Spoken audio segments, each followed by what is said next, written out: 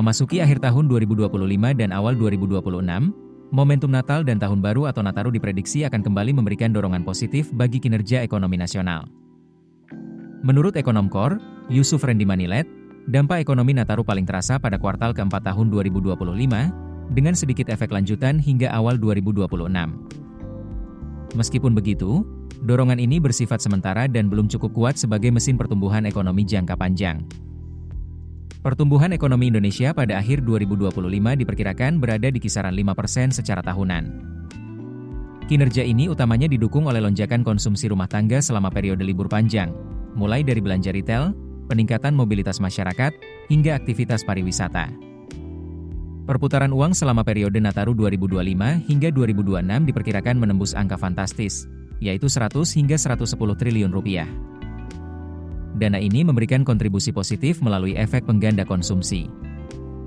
Namun, penting dicatat bahwa kontribusi Nataru terhadap produk domestik bruto, PDB, secara kuartalan tetap terbatas.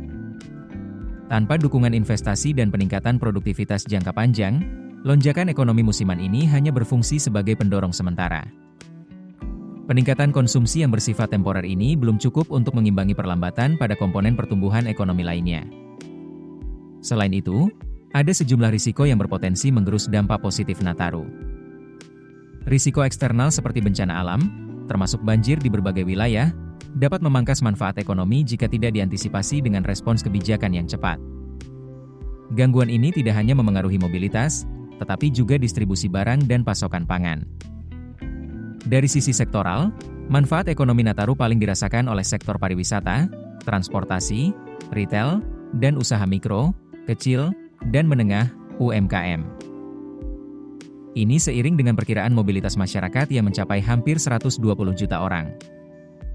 Ekonomi digital juga diprediksi mencatat kinerja positif, terlihat dari lonjakan transaksi non-tunai dan perdagangan elektronik. Diskon transportasi serta stimulus pemerintah turut memperkuat aktivitas ekonomi.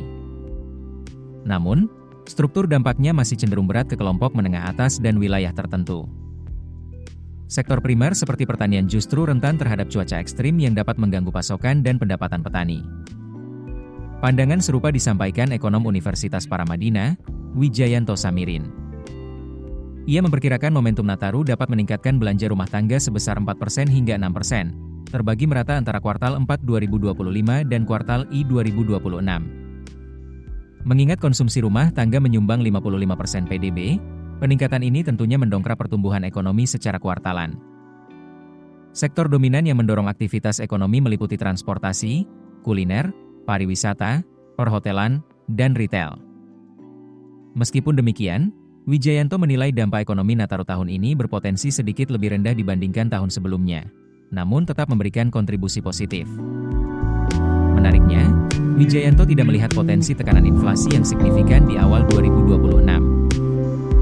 Hal ini disebabkan oleh daya beli masyarakat yang masih cenderung lemah dan pasokan, terutama bahan pangan, yang relatif terjaga. Kepala Ekonom BCA, David Sumual, mengamati bahwa tanda-tanda kenaikan inflasi belum terlihat karena peningkatan permintaan belum signifikan. Pertumbuhan belanja masyarakat hingga pertengahan Desember 2025 berada di kisaran 4% hingga 5%. David menilai momentum Nataru 2025 hingga 2026 cenderung sedikit lebih kuat dibandingkan tahun sebelumnya, sejalan dengan pola musiman akhir tahun. Hal ini didukung oleh adanya pendapatan tambahan masyarakat, seperti tunjangan hari raya, THR, yang menopang konsumsi selama periode liburan. Keputusan bisnis terbaik datang dari data, bukan tebakan. Mudah berlangganan Business Insight dengan subscribe with Google.